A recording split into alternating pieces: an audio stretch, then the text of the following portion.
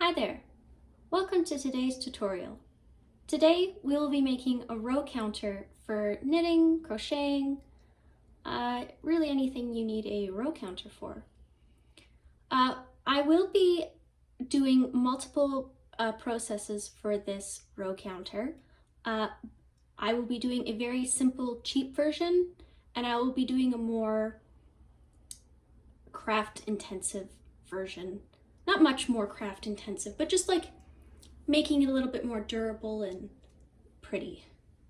So what you're going to need is some sort of cylinder, 2 of them. So you can use, like I'm using, old pill bottles, which is nice because it has this at the end, which has the grip, and it's a little bit bigger than the rest of the cylinder, which is what you want. You can use toilet paper tubes and just add a grip at the end with some clay or just a couple rounds of cardboard to make it a little bit bigger than the rest of the cylinder. Or you could use old glitter bottles, which is what I'm using. This other one I'm making, I'm using old glitter tubes or makeup tubes or the tubes that come off of the top of spray bottles. And I've just attached clay to make it not only opaque, but have the rim. And with clay, the nice thing about clay is that you can etch the numbers, because we will be doing that. We will be adding numbers to this part. Etch the numbers either while the clay is wet or afterwards with a Dremel tool if you have one. But the easy cheap version I'll be showing you today is with these two. You can use, like I said before, lots of many different things as long as they're cylinders and that you can attach grips to the ends of them. If you don't want to attach grips to the ends, you don't have to, it's not necessary. It just looks better in the end and works a little bit better. So what we're first going to do, if you have pill bottles, like I do, is we're going to cover them with something that we can put numbers on. So I have some paper here, and I'm going to cut out a part to cover up this bit. You don't have to cover up the whole thing, just most of it. So I'll do that.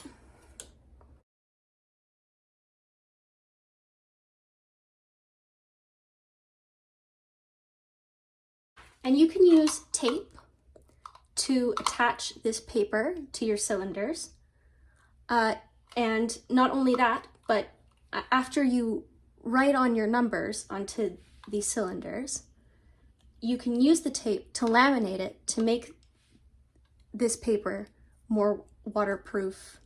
Well, not waterproof, but water resistant, moisture resistant.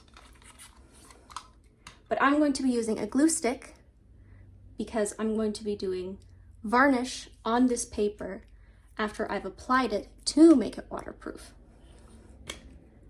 or mostly water resistant. So I'm going to take the glue stick and apply lots of glue.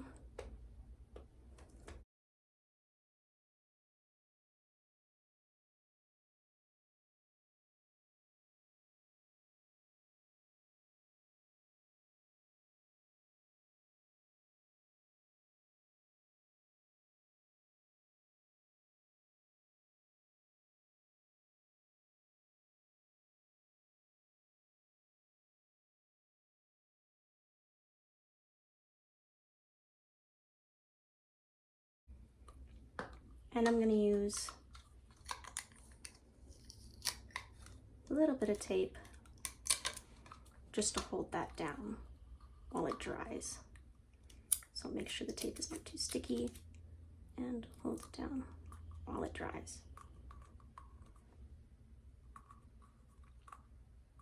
There we go. And I'll do the other one. But if you want this to be more durable, like I do, I'm going to take some of this Mod Podge hard coat, I don't know what that word is, dur. Oh, it's French, hard coat. Water-based sealer, glue, and finish. And I'm just going to apply a couple coats of this to this paper. And I'm going to do this with a paintbrush, just a cheap paintbrush from the dollar store. Make sure you wash this well with water afterwards if you want to reuse it. If not, that's totally fine, just throw it away. But make sure if it's a cheap dollar store brush, that it's one that's not going to shed all over your project. And while this is drying, if you have pill bottles like myself, or if you're just looking for something a little bit more spiffy, you can paint the tops of your cylinder grips. I'm going to be painting mine white to match the grips with artist grade acrylic paint. I do recommend, if you're going to use paint, to use artist grade acrylic paint. It doesn't have to be like, I forget if this is 3 or 1. Whichever is the cheapest is fine, but as long as it's artist grade, it has a bit of, I want to say rubber. It's like rubbery, so that it lasts longer. And when you're finished with that, you can either varnish it with this, which I will be, or you can use a different type of polyurethane varnish. Not that this is polyurethane, but these are. I wouldn't use the ultra matte by itself. I would use it half and half with the gloss, but the gloss is good by itself. Matte, not so much. It kind of scratches by itself. But depending on what look you want, or if you even want to do this at all, the acrylic paint is quite hardy, but it will scratch off over time, especially if you're going to be putting your row counter in your knitting bag or your crocheting bag. I would recommend you varnishing it with at least 3 coats of varnish. So I'm going to varnish these, paint and varnish these, and I will see you in a second. So first, what we want to do is make the foam cover that is going to encompass most of this. And we're going to add windows to this so that you can see the letters beneath. And the reason I wanted you to wait until this part is finished is so that the size of the numbers and the position on your cylinders will be correct, so that you can see it through the windows. So I'm going to put these aside, they're drying. And you're going to want to grab your glue gun. Let's first measure this out.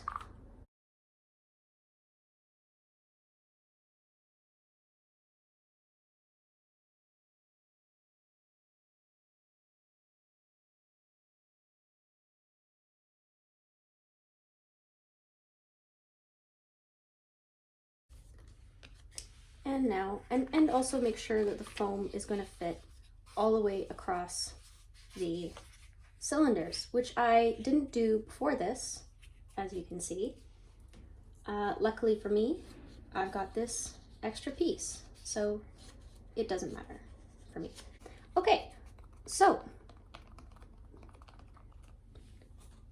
mistakes are only human. So now what you want to do is you want to figure out where you want your windows. So I'm going to take my 2 cylinders and align them with the paper, and just using a pen, I'm going to line up about 3/4 down where that is on my foam with a pen. And same for the other side, 3/4 down. Okay, make sure those are lined up. And then I'm going to make a box. You want it to be about 1.5 centimeters by 1.5 centimeters. Nothing's too, oh, these are on diagonal. Nothing too perfect, but just in case you want yours to be perfect. That's how big they should be, approximately. So just 2 squares.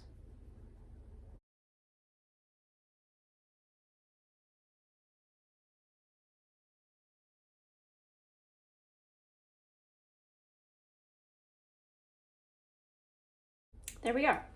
So now you could cut these out with scissors, but I'm going to use an X-Acto knife just so that way I wouldn't have any bleed through that I would have to fix after. But if you did cut them with scissors, so let's say you cut them like this and you had this not joined, just use some tape on the back and you'll be good. So I'm going to cut that out and come back. Now comes the fun part. So I'm going to take some tape and just tape my 2 cylinders together temporarily, just to make this next part easier.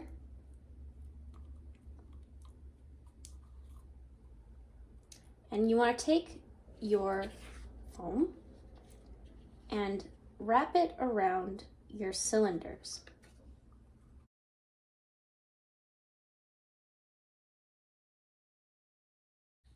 So mine is a little bit too long. It's going to cover my windows. So I'm just going to trim that. Perfect. Now, with your hot glue gun, you're going to want to have one side of your foam with the glue, and then just press it down like that, making a tube of foam around your cylinders. And you want this to be snug. You don't want this going anywhere. You want it to be as snug as possible.